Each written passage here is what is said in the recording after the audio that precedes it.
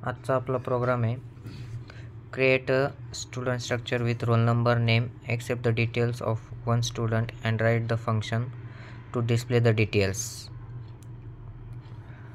आपल्याला एक स्टुडंट नावाचं स्ट्रक्चर लिहायचं आहे ज्याच्यामध्ये आपल्याला रोल नंबर नेम एक्सेप्ट करायचे आहे आणि ते एकाच स्टुडंटचे एक्सेप्ट करायचे आहे आपल्याला पूर्ण त्याचे रोल नंबर नेम डिटेल्स ते सगळे आपल्याला फंक्शनमध्ये डिस्प्ले करायचे. म्हणजे आपल्याला एक सेपरेट फंक्शन लिहावं लागेल त्याच्याकरता डिस्प्ले करायसाठी. Write a function to display the details म्हणजे फंक्शन नाव करायचं आहे आपल्याला प्रोग्राम स्ट्रक्चर ऑफ फंक्शननी.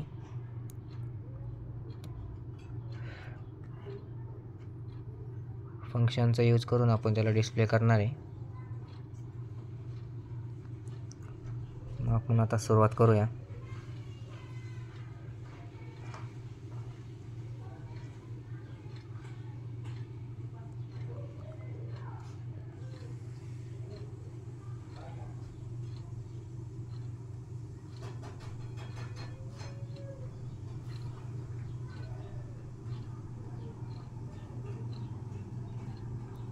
सुरुवातीला आपली हेडर फाईल राहणार आहे hash include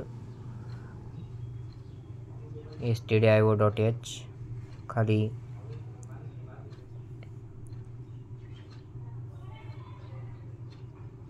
hash include stdio.h integer main राहणार आहे.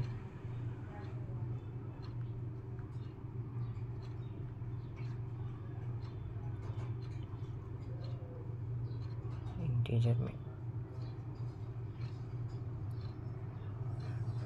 सॉरी आपल्याला स्ट्रक्चरनं बनवायचा तर प्रोग्राम आपल्याला पहिले स्ट्रक्चर लिहावं लागेल नंतर मेन लिहावं लागेल. तसं मेनमध्ये पण लिहिलेलं चालतं पण मग स्ट्रक्चर जास्त करून वरतीच हे करायचं यूज करायचा जेणेकरून मग ते जास्त एरर नाही देत आपल्याला प्रोग्राममध्ये.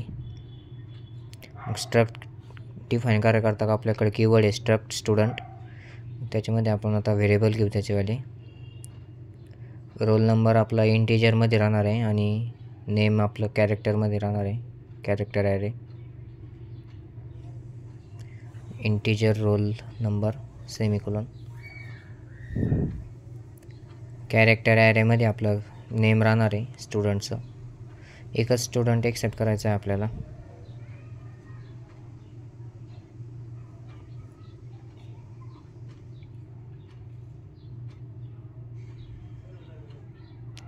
तिथं आपण एकच व्हेरिएबल घेतला कारण आपल्याला एकच स्टुडंट डिस्प्ले करायचा आहे. जास्त ॲरे जर असला म्हणजे n स्टुडंट असते तिथं ॲरे घेतला असता. आता आपण मेनच्या आधी आपलं फंक्शन लिहित असतो तसं इथं लिहून घ्या वर्ड शो. आपल्याला डिस्प्ले करायचं आहे म्हणून मी शो नाव घेतलं. तुम्ही जर दुसरं नाव घेतलं तर चालेल. वर्ड शोमध्ये आपण स्ट्रक्चरचं व्हेरिएबल आहे म्हणून तिथं स्ट्रक्ट स्टुडंट आपल्याला द्यावं लागेल कारण ते आपण स्ट्रक्चरचं यूज करून आपण डिस्प्ले करणार आहे. अदरवाईज आपण एखादा व्हेरिएबल घेतला असतं तिथं.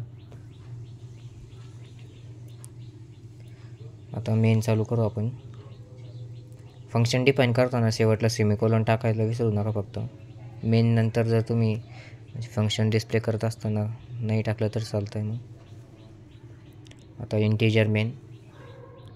वॉइड घेतला तरी काही नाही कॉलेजमध्ये आपल्याला वॉइड शिकवते पण मग इंटिजर मेन जर घेतलं आपण तर मग जास्त आपल्याला वॉर्निंग येत नाही. एरर तर येतच म्हणते इंटिजरचं काही नाही पण वॉर्निंग नाही येत जास्त. मग जरा चांगलं दिसतं सर्वांना इम्प्रेशन पडतं. आता मेसेज टाकू आपल्याला स्टुडंटचे डिटेल्स टाकायचे म्हणून प्रिंट ॲपमध्ये डबल कोट टाकायचं विसरू नका. ते खूप बारीक दिसतं मग लवकर एरर येत कळीत तर सापडतं नंतर. Enter the student details as roll number आणि नेम. त्याच फॉर्मॅटमध्ये आपल्याला स्कॅन ॲपमध्ये पण त्याला एक्सेप्ट करायचं आहे. /n टाका मग आपल्याला ते डिटेल्स खाली टाकू शकतो आपण नंतरून मेसेज संपल्या खाली /t टाकला तरी काय अडचण नाही. आता स्कॅन ॲपमध्ये रीड करून घेऊ त्या डिटेल्स. स्कॅन ॲपमध्ये इंटिजर आपला रोल नंबरवरती इंटिजरमध्ये म्हणजे खाली %d लागेल आपल्याला आणि नेम आपलं कॅरेक्टर ॲरेमध्ये म्हणून %s लागेल त्याला. इथं आपण मग आता या स्ट्रक्चरचे व्हेरिएबल आहे म्हणून तिथं s.roll number घेणार आहे. स्ट्रक्चरचे व्हेरिएबल जर नसले तर डायरेक्ट रोल नंबर लिहिला असता आपण तिथं. आता आपला कॅरेक्टर ॲरे आहे म्हणून त्याला अँड नाही लावत आपण मग डायरेक्ट s.name टाकायचं bracket close semicolon.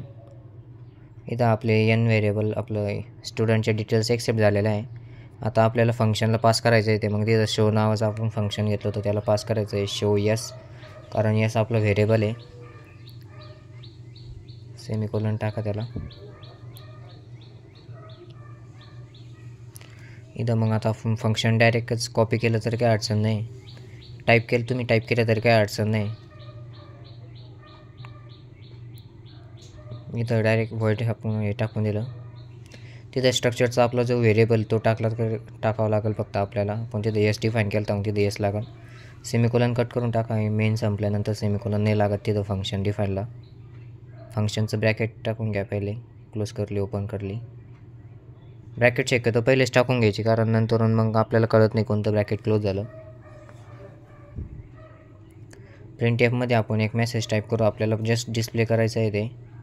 Role number is equal to %d आपल्यावरती इंटिजरमध्ये आहे. एक /n टाकू तिथं लागलं तर.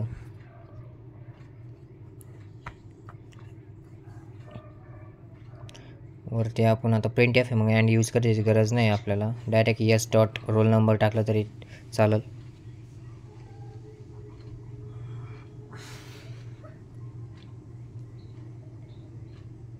खाली पण आपल्याला सेमच मेसेज टाकायचा आहे, फक्त रोल नंबरच्या ऐवजी आपल्याला तिथं नेम डिस्प्ले करायचं आहे. मग कॉपी करून डायरेक्ट पेस्ट केलं तर चालेल. आपला टाईम वाचतो प्रॅक्टिकलमध्ये.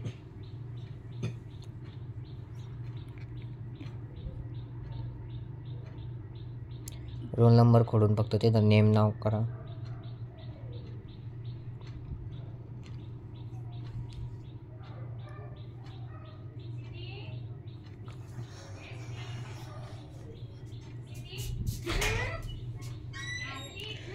तिथं आपलं %d टाका.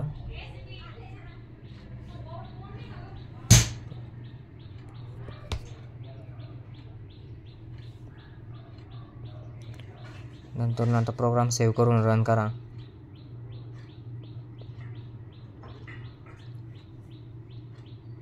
प्रोग्राम तुम्ही कोणत्या नावानं सेव्ह केला जर चालेल. मी स्टुडंट नावानं सेव्ह करतो. .c टाकायचं विसरू नका, नाही तर ते फाईल डायरेक्ट नॉट फाउंड सांगा आपल्याला तिथं जर आपण .c टाकलं नाही तर. स्टुडंट stu डॉट शॉर्टकट केलं मी स्टुडंटचं stu.c. आता टर्मिनलवर जाऊन रन करा. पहिले आपलं हे क्लोज करा, याला नोटपॅडला क्लोज करून घ्या.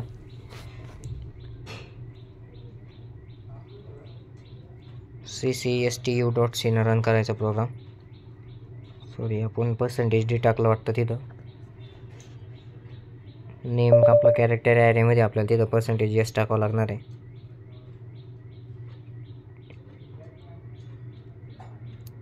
GED परत तीच फाईल ओपन करण्याकरता GED टाकून पुढं आपल्या फाईलचं नेम टाकलं तर लगेच ओपन होऊन जाते फाईल.